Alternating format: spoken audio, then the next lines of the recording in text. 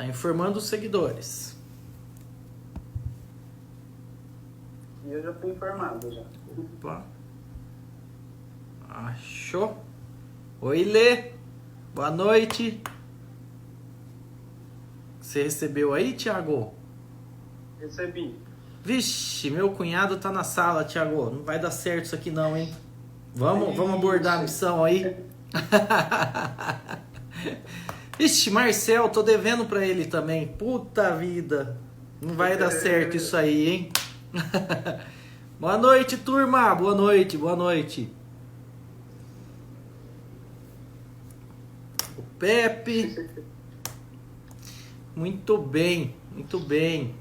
Bom, você tá acompanhando aí? Tá com as perguntas na mão aí? Aqui, a galera tá entrando. Bom, pessoal, então vamos lá. A live agora na quarentena, eu tô em casa, né? Mas a gente segue, né, com o projeto de responder as perguntas que vocês vão mandando aí pra gente. A nossa turma lá da assessoria conseguiu filtrar bastante pergunta, o que está mais questionando nesse período. Nós selecionamos e também o que vocês quiserem perguntar, pode mandar aí que a gente vai tentar responder na medida do possível. Certo? Muito bem. Eu vou começar por uma pergunta que mandaram ontem no Instagram ou hoje, deixa eu ver. Paraná.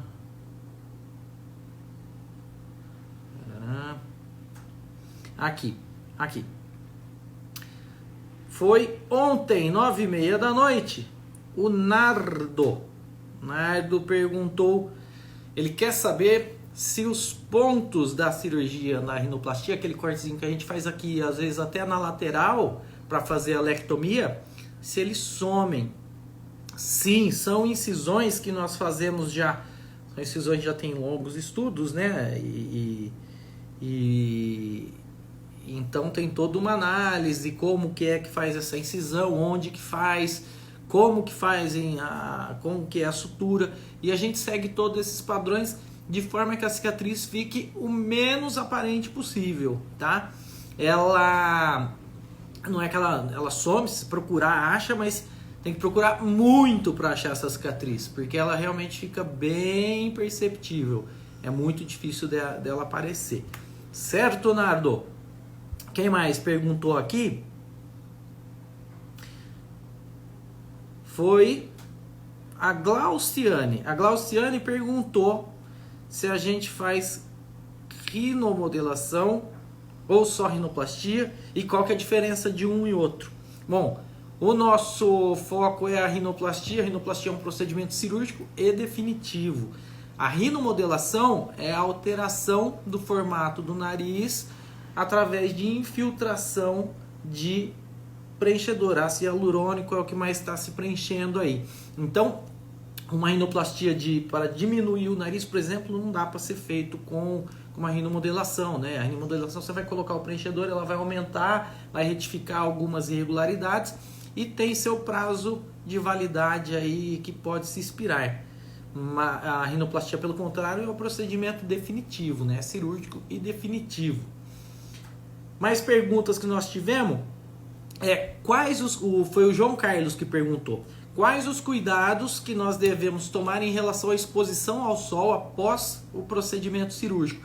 Isso a gente reforça bastante, porque é inevitável, né? A cirurgia acaba ficando um pouquinho de roxo, acaba ficando mais inchado. E o que é o roxo? O roxo é o sangue que saiu dos vasos e ele está espalhado ali. No nosso sangue nós temos a hemoglobina, a célulazinha que leva oxigênio lá para o pulmão, que tá em moda aí também, que o coronavírus está atacando ela e destrói. Dentro dela a gente tem ferro, né? E o ferro ele se espalha então na pele e conforme bate o sol ele pode causar manchas aí definitivas, tá? Que não sai. Por isso que a gente pede essa proteção e também coloca como tratamento coadjuvante as drenagens linfáticas, né? As massagens que ajudam a acelerar isso aí. Vamos lá, mais uma. Paulo Ferreira. O Paulo perguntou: quais são as técnicas utilizadas em uma rinoplastia? Bom, se a gente for para falar de técnica aqui em rinoplastia, nós vamos virar a noite falando. Porque é muito simples. Vocês podem notar, cada nariz é de um jeito, cada pessoa é de um jeito. Então existem as técnicas clássicas, né? Mas dentro delas tem muitas variedades. O que nós vamos lançar mão para conseguir o resultado desejado, né? O resultado esperado pelo paciente.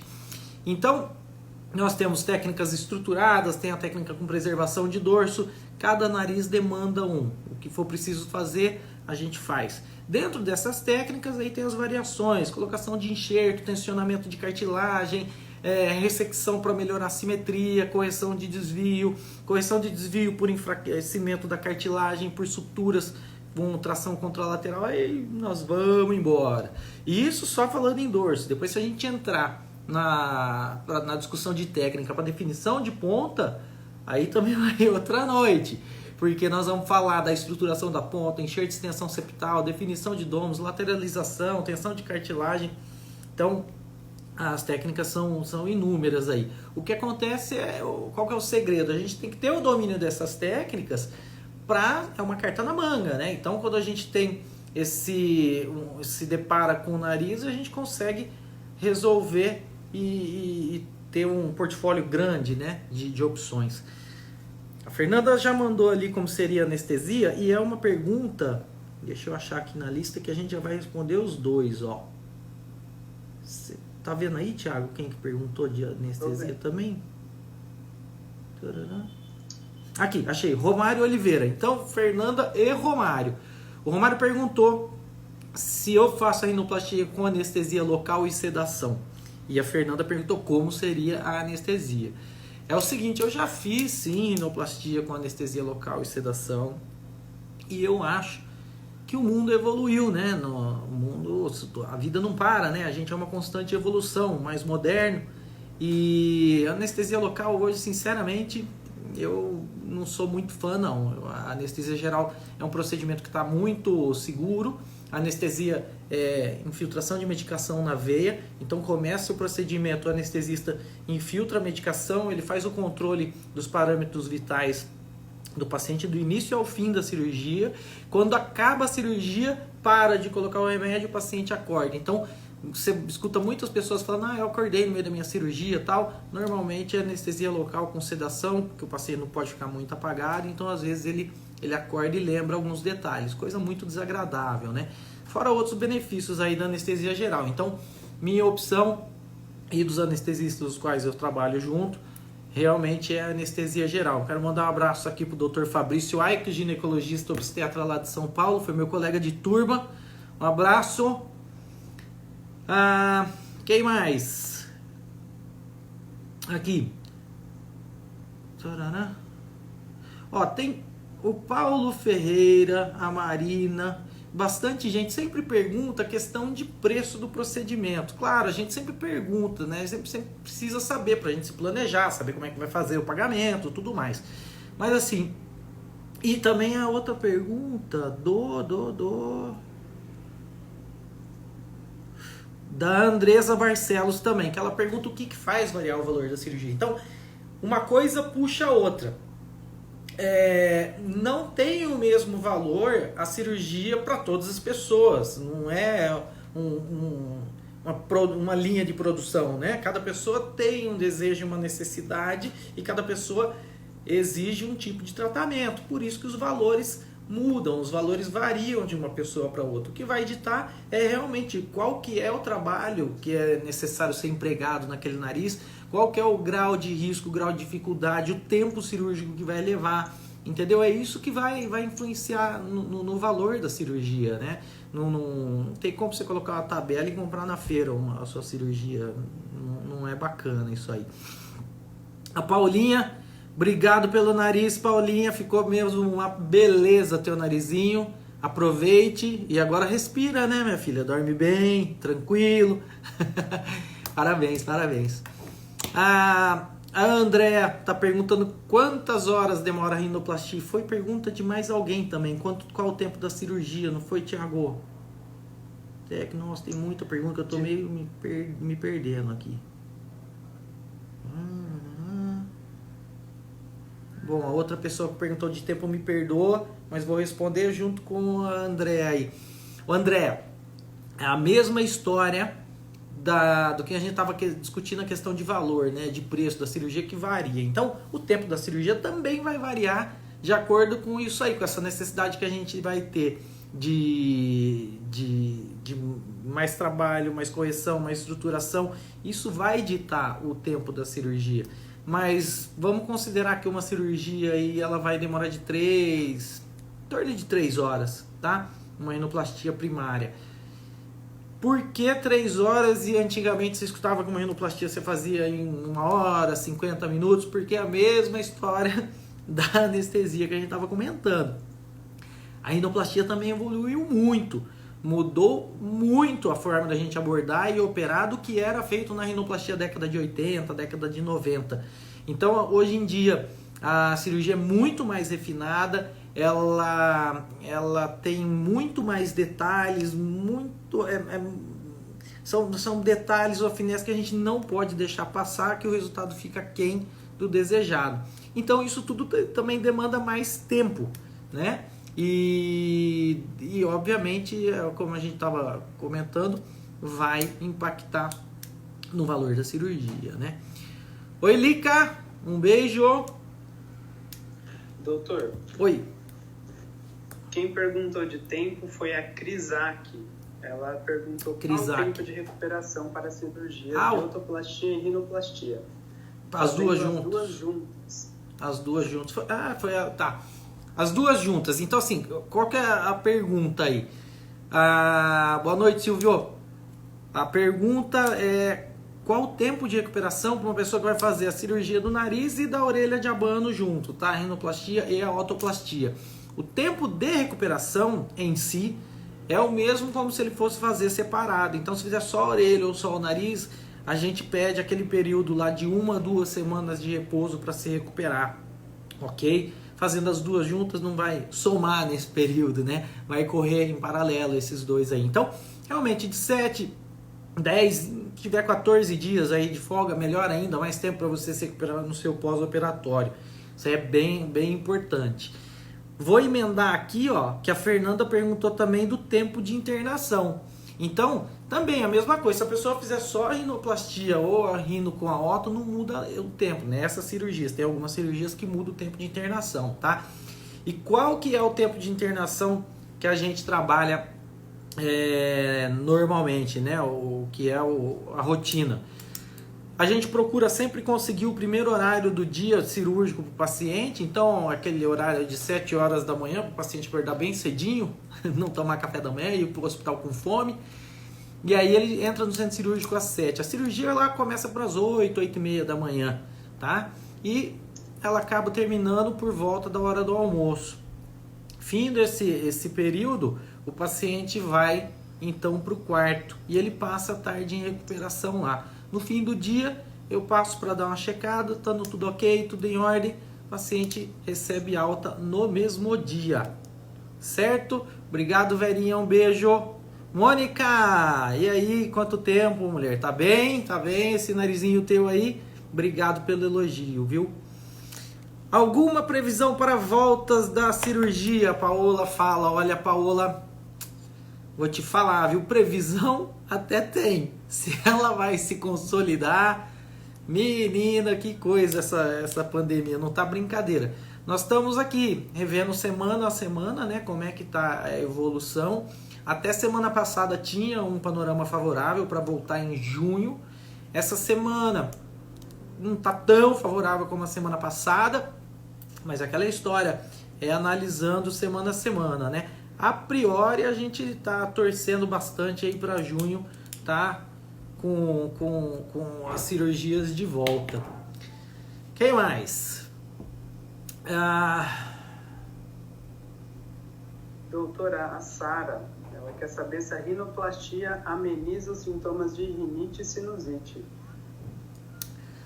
Bom, A rinite, ela é uma entidade clínica. Então, o tratamento, os sintomas, eles são de tratamento clínico, né? A questão da obstrução nasal é o único sintoma dentro da rinite que pode ter um tratamento cirúrgico, mas tem todos os outros, então precisa de um acompanhamento clínico.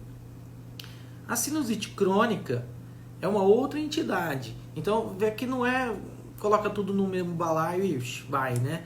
Precisa olhar, avaliar, analisar, cada paciente é de uma maneira e demanda um tratamento. Porém, o conceito é bem básico. A gente fazer uma rinoplastia, o paciente tem alguma queixa respiratória, a gente melhorar essa queixa respiratória, sim, sem dúvida, algum sintoma vai melhorar. Por quê? Porque respirar pelo nariz é o correto, é o normal, tá? E aí eu vou engatar que teve uma pergunta aqui. Ô Thiago, tá sem nome de quem fez essa pergunta aqui, ó. Ele falou, ó, eu sei que eu deveria respirar pelo nariz, mas pela boca é tão prático e acabei me acostumando, porque o nariz não funciona. O que eu devo fazer? Tá? Então, isso é bem comum. O paciente tantos anos aí com o nariz entupido e acaba usando a respiração oral. Isso acaba trazendo roncos, infecção de garganta, piora a saúde dentária, traz mau hálito, então uma série de fatores. Aí você opera o nariz está pérvio lá, mas o paciente continua respirando pela boca. Por quê? Porque o cérebro dele acabou aprendendo isso aí ao longo da vida. E o que a gente indica para o paciente voltar a respirar pelo nariz? Ele vai ter que fazer um treinamento para isso. Aí é onde a gente trabalha junto com as fonoaudiólogas. As fonoaudiólogas, elas fazem um tratamento bem voltado para isso aí, a questão de voltar a respirar pelo nariz, musculatura orofacial, selamento labial, mastigação correta e a respiração adequada. Então, realmente ele dá um pouquinho mais de trabalho. O Dr. Silvio Cordeiro perguntou se eu continuo atendendo. Sim, eu estou atendendo. Óbvio, não como a gente estava antes, então aquela série de cuidados que todo mundo já viu aí, está cansado de saber. E um volume bem menor, né? Os pacientes bem espaçados, então até o pessoal tava entrando em contato para marcar e viu que a data está um pouco para frente, porque realmente nós estamos marcando poucos pacientes para a gente não expor ninguém ao risco, né?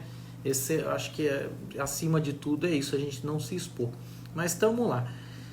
A Terezinha pergunta se o pós-operatório é doloroso, né? O pós-operatório do nariz, ele é feio, né? Porque fica inchado, fica roxo, aqueles curativos, dá uma impressão ruim.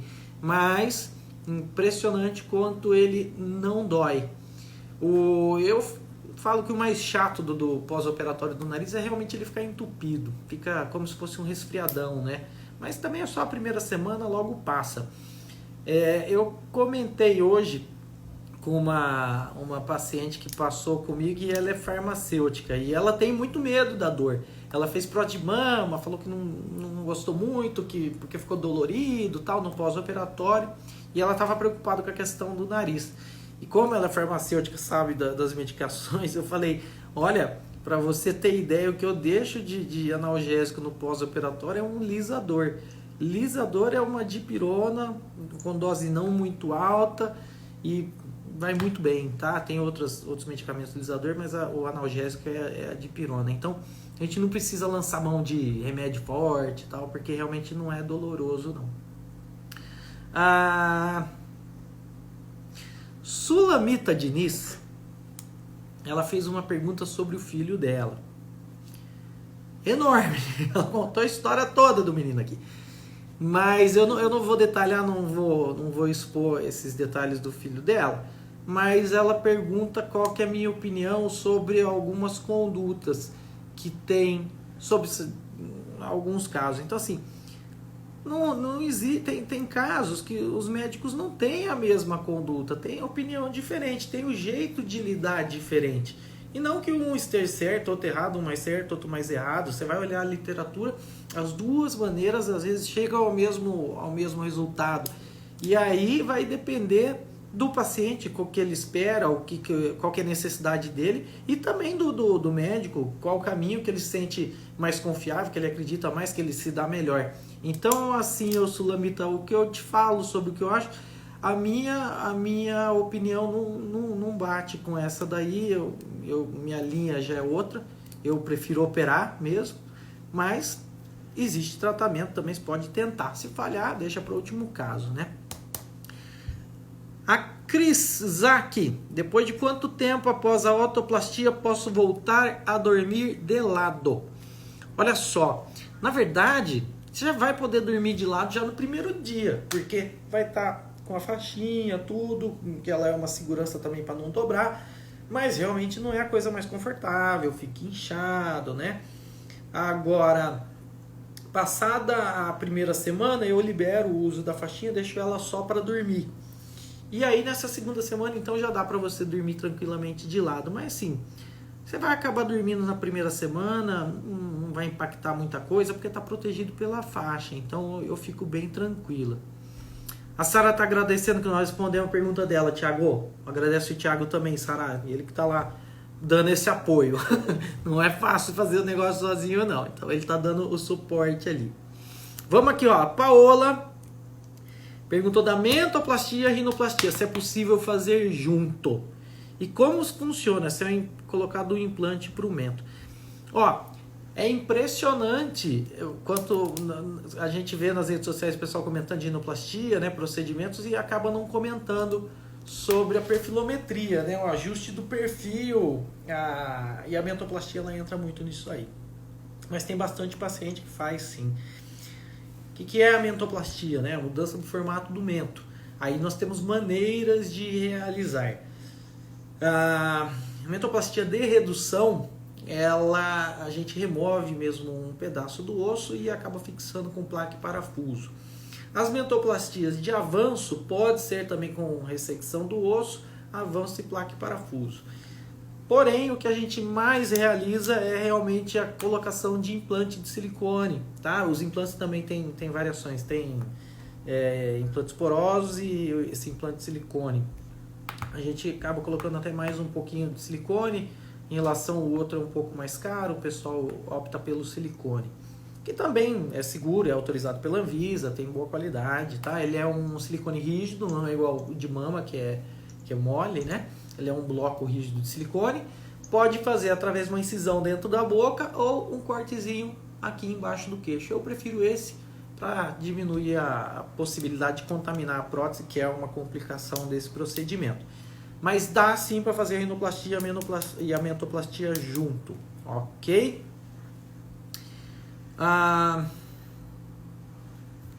O Dr. Silvio quer saber quanto tempo depois da rinoplastia que ele pode praticar atividade física. Eu sugiro 1 mês depois da cirurgia, tá? Para pegar pesado. Você não precisa ficar 1 mês lá também, né? Parado, deitado no sofá e não pode fazer nada. Depois de 10 dias, 2 semanas, dá para dar uma caminhadinha, quer fazer uma esteira, faz, mas eu sempre oriento muito devagar, muito leve. Qual o parâmetro, né? Eu falo, fica de olho na frequência cardíaca, qual que é o seu limite, a gente determina um N ali, começou a passar daquilo, porque se começa a ficar muito taquicárdico, a gente praticando atividade física, faz vasodilatação periférica, aumenta o risco de sangramento nasal e aumenta o inchaço externo, não é o que a gente quer nesse momento. A Calaura aqui tá mandando um abraço, outro para ela. O João Carlos Bizanha, quais são os exames antes de fazer a cirurgia? São exames pré-operatórios rotineiros para qualquer procedimento cirúrgico, tá? Não tem nenhum bicho de 7 cabeças aí. Eles vão consistir de exame de sangue, tá? Que vai ter função renal, vai ter sorologia, vai ter a prova de teste de coagulação do sangue, vai ter uma imagem do pulmão, principalmente para o médico anestesista, uma avaliação do médico cardiologista para avaliar se nós temos algum risco cardiológico ao qual a gente deve se atentar, e em alguns casos, não são todos, a gente pede uma tomografia de nariz e seios paranasais, tá? São esses aí. O Silvio pergunta também se dá para imaginar como ficará o nariz após a cirurgia. Isso é uma coisa engraçada, que isso aí pra mim é a rotina, né? Quando o paciente senta lá na minha frente e começa a queixar, eu já estou imaginando o que ele está querendo e eu já vou imaginando o que dá para fazer naquele nariz, que, como eu falei até na questão dos valores, varia de uma pessoa para outra, né? A espessura da pele, a consistência da cartilagem, a qualidade da cartilagem, a quantidade da cartilagem, tudo isso vai favorecer ou desfavorecer algum resultado. E aí, depois de examinar esse nariz, esse paciente, a estrutura do rosto dele, aí a gente consegue chegar mais próximo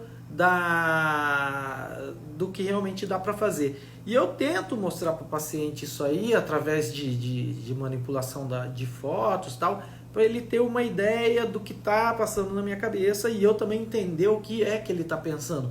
Se está dentro da realidade, do que é factível, ou não, se ele está com a ideia em outro lugar e eu estou conversando por aqui, aí é melhor não operar, porque a gente não vai ter chance de ficar legal o resultado, né? Eu falo, o objetivo da cirurgia é o paciente ficar feliz, claro, ele está buscando aquilo, mas eu também quero muito ficar feliz com o resultado, né? Então a gente tem que estar muito alinhado para não ter nenhum contratempo nesse caminho. O Antônio é o nosso residente aí, ele está querendo saber qual é essa durabilidade do silicone na mentoplastia. Como eu falei, o implante de silicone para mentoplastia ele é diferente da prótese de mama, tá? A prótese de mama é aquele gel mole, né, com cápsula, que a cápsula pode ser texturizada ou lisa, e aí você tem os planos para colocar e ele tem um prazo de validade. O da mentoplastia é diferente, ele é um bloco de silicone, viu, Antônio? Então ele tem, aí você tem um expandido e tem um anatômico, e ele tem diferentes tamanhos, que é a projeção, tá? Uma vez instalado, ele fica lá ad eterno, tá? Ele não precisa ser trocado, ok? A Luana, 5 meses ontem da rinoplastia, hein, Luana? Parabéns, hein? Viu? Passou rapidinho. Aquela ansiedade, aquela preocupação, agora a gente lembra e dá risada, né? Parabéns pela sua rinoplastia aí. O Vinícius, perguntando se usa tampão na rinoplastia. Vinícius, não se usa mais tampão em rinoplastia, tá? Salvo casos de sangramento fora do controle inesperado, que a gente não consegue conter com coagulação, com qualquer outra técnica, e a gente precisa tamponar. Mas é muito raro, viu? Eu na minha prática eu conto 2 pacientes, e o último paciente, que foi o Reinan, bobear, ele daqui a pouco aparece aí, uma pessoa agradabilíssima, amabilíssima, e nós ficamos com sangramento nele, chatinho lá. Eu acabei tamponando ele, mas ele ficou tamponado 24 horas, um pouquinho mais que isso. Depois eu tirei, e aí nós conseguimos ir meio que tateando aquele sangramento sem a necessidade de ficar com o tampão durante todo o período. Mas o tampão, sim, ele existe, a opção, mas é muito raro, viu? Muito raro, pode ir tranquilo. Isso não te exclui de que você vai ficar com o nariz entupido na primeira semana, tá? Sem tampão mesmo, mas fica entupido. A Lohane quer saber como é a alimentação no pós-operatório, Lohane. Quando o paciente me traz os exames pré-operatórios, aí nós vamos então passar para o próximo passo na nossa consulta, que a senhorita, né, já te deixei os exames pré-operatórios, né? Muito bem. Então, quando você trazer os seus exames pré-operatórios, nós vamos passar o próximo passo, que vai ser as orientações de como vai ser o seu procedimento cirúrgico e quais serão esses cuidados e as medicações que você vai usar no pós-operatório. Então, eu tenho um impresso com as principais dúvidas, as principais queixas que os pacientes vêm apresentando. Eu vou te entregar isso aí juntamente com o meu telefone pessoal, que em caso de qualquer complicação você vai me ligar para a gente resolver isso aí muito rapidinho, tá bom? Então fique tranquila. Mas a grosso modo são os primeiros dias uma alimentação mais geladinha, né? Mais pastosa, um sorvete, depois vai evoluindo para uma sopa, e até o fim da semana já está comendo praticamente normal. Quantos dias de atestado, Paola? Aí é muito mais o que está sendo necessário na sua vida do que quantos dias que a gente tem. Não tem uma regra, não. Vai depender do que vai precisar ser feito. Tem casos de 1 semana, 2 semanas e por aí vai. Certo? Maiara também tá com aniversário de rinoplastia, Maiara. Tá tudo bem? Muito bom, doutora Maristela, obrigado. Mônica. A Luana perdeu mesmo. Luana, legal, obrigado pela recomendação, viu? Um beijão. Aí, pessoal, quem tiver dúvida, medo, pergunta pra Luana como é que foi. Ela vai contar pra vocês todo esse processo. Porque realmente eu entendo essa ansiedade aí, porque pra mim é rotina, pra mim é o dia a dia. Eu ir no centro cirúrgico, a gente operar. É o normal. Para o paciente, não é normal ficar entrando no centro cirúrgico, e ainda mais na situação de paciente, né? Que não é a coisa muito mais agradável do mundo, mas também não é um bicho de 7 cabeças. Agora, esse preparo emocional é muito importante, tá? Maiara, você também quer saber sobre a Mento, né? Eu vi que você tinha mandado a mensagem também, você chegou aqui, nós acabamos de comentar. Eu não vou ser repetitivo aqui, e você sabe, você tem todas as portas abertas aqui no consultório.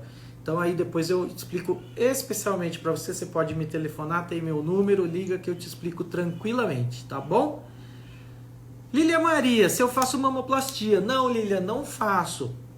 A minha formação foi em otorrinolaringologia, cirurgia cérvico-facial, então eu trabalho com o rosto, eu trabalho com face, eu não trabalho com a parte corporal, ok? Boa noite, doutora Valéria, Letícia, obrigado.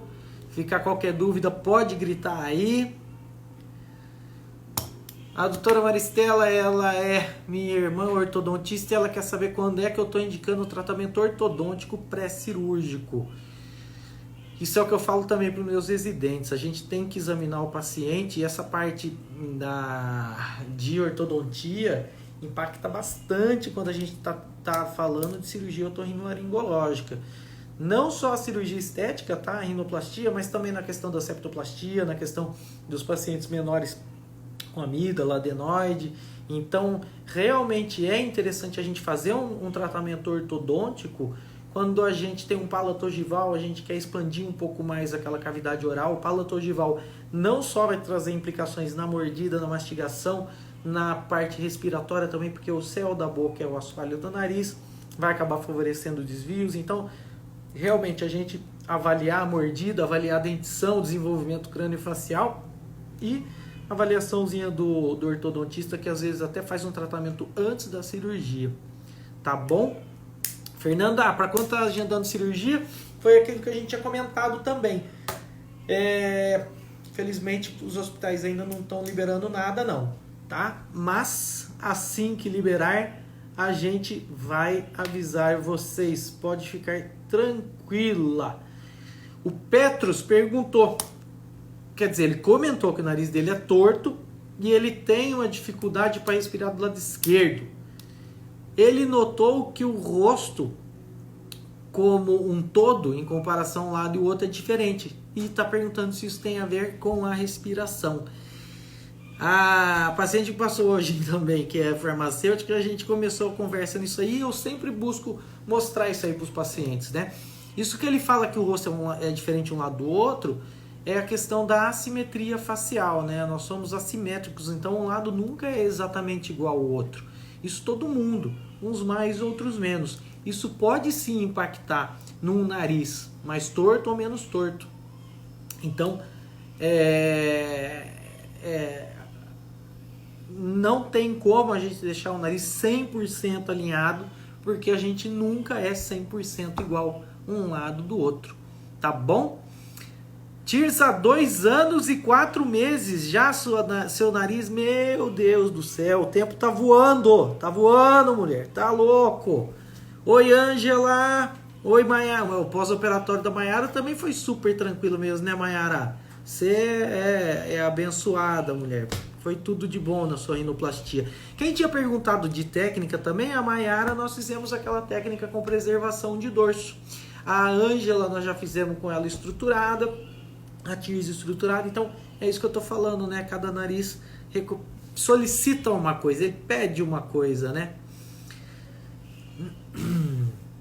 Na rinoplastia, quando é necessária a intervenção ortodôntica, e é muito mais a questão, até quando a gente fala da perfilometria, né? Principalmente quando a gente quer um pouco mais de avanço de maxila, a gente quer aquilo um pouco mais projetado para conseguir mais definição na ponta, isso aí é importante. Pessoal, olha aqui o Mário Camia, o nosso mágico de estimação, Mário. O Mário também faz tempo, hein, que a gente não se vê, hein? Faz tempo da sua cirurgia aí. Gente, quem não conhece, quem não segue, segue o Mário Camia. E quem tiver a oportunidade de ver a apresentação dele, não deixe de ir, que é realmente um show. Um show. E o teu nariz não teve mágica, né, Mário? Tá inteiro até hoje, graças a Deus. Não foi um truque. 7 meses da Ângela. Meu Deus do céu. Ângela, essa questão da máscara que você levantou, muito bom. Não só por causa das orelhas, né, que ela pega e tem máscara que incomoda, mas também a questão do dorso nasal.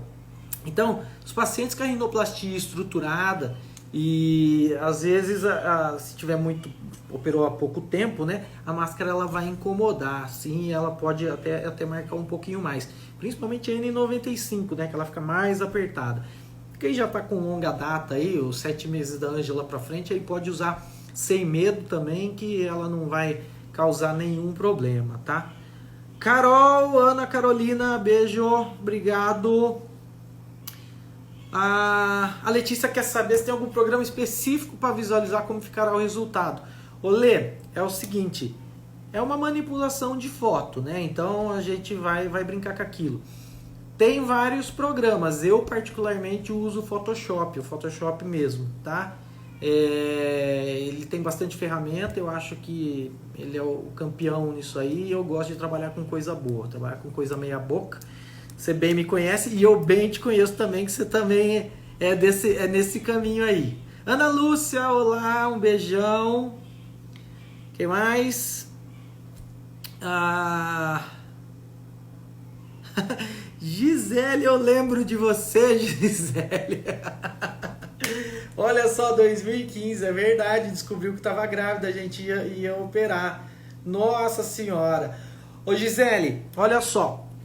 Pessoal que mora fora, também não é impossível de realizar a cirurgia, tá? A gente tem a opção do primeiro atendimento online, tá? Isso agora também ficou bastante em moda agora. Então, atendimento online, primeiro atendimento, vocês vão receber antes do atendimento um portfólio do que a gente quer, vocês vão mandar as fotos antecipadas para a gente olhar, dar uma trabalhada. E aí nós vamos conversar sobre isso. Nesse primeiro atendimento online dá para a gente fazer uma prévia aí de valor próximo do esperado. A gente já manda os exames pré-operatórios que você pode fazer aí em Curitiba, tá? Marca a data da cirurgia, 1 dia, 2 dias antes você vem para cá. Nós vamos fazer a consulta presencial, que é obrigatório, óbvio. Aí eu vou te examinar, nós vamos bater o martelo a questão de valores e se realmente vamos fazer a cirurgia ou não. Realiza a cirurgia aqui, mais uns 2 dias você pode voltar para Curitiba. Aí obviamente tem o pós-operatório que nós vamos programar e eu vou te orientar. Mas é factível sim, hein? A ilustre presença do Dr. Rafael Alcade, cirurgião plástico que formou aqui também em Jundiaí com uma turma à frente da minha. Um abração. Fernanda, foi indicação da Ângela mesmo. Jean Marcelo, um abraço. Obrigado, Mário. A Maristela quer saber da cirurgia ortognática. Quantos anos é indicada a rinoplastia, cirurgia ortognática? A gente procura sempre depois da puberdade, né? Não antes da puberdade. A questão do desenvolvimento craniofacial, né? E por aí vai. Mas quanto mais próximo à idade adulta aí, vai bem. Certo, pessoal? Mais alguma coisa? Vamos finalizar, Thiago? Mais alguma coisa aí? Bom, tem só a última aqui também da Maristela. Ela disse que voltou a trabalhar antes do tempo que o Dr. Fabrício aconselhou, usou a máscara e acabou com o meu nariz. Seguir corretamente os conselhos do doutor é importante. Esse negócio da máscara é complicado e o cirurgião dentista ele sofre muito com isso aí porque não tem jeito, tem que usar máscara, né? A Maiara, uma outra pacientinha minha também, dentista, nós precisamos mexer nesse dorso dela aí e a máscara foi realmente um empecilho. Mas tem alternativa, não é impossível, tá bom? Dá um pouquinho mais de trabalho, mas tem. Certo? Pessoal, muito obrigado pela participação, obrigado a todos, obrigado pela atenção e vai deixando as dúvidas aí nos nossos canais, no YouTube, as perguntas aqui no Instagram, que a gente vai selecionando e vamos respondendo para todo mundo. Certo? Uma boa quarentena para todo mundo, protejam-se, se cuidem, obrigado Lê pela admiração, obrigado pela presença na live, um beijão para vocês, obrigado Fernanda. Tô esperando você aqui, hein, dona Fernanda? Ó, vê lá. Anotem sempre as dúvidas para não esquecer. Manda um beijo pra Vivici e Angela. Ela tá aqui com a Heleninha, tá aqui do lado, cuidando, dando mamar. Tá tudo muito bem, tá bom? Brigadão. Um beijo, pessoal. E até mais. Tchau, tchau.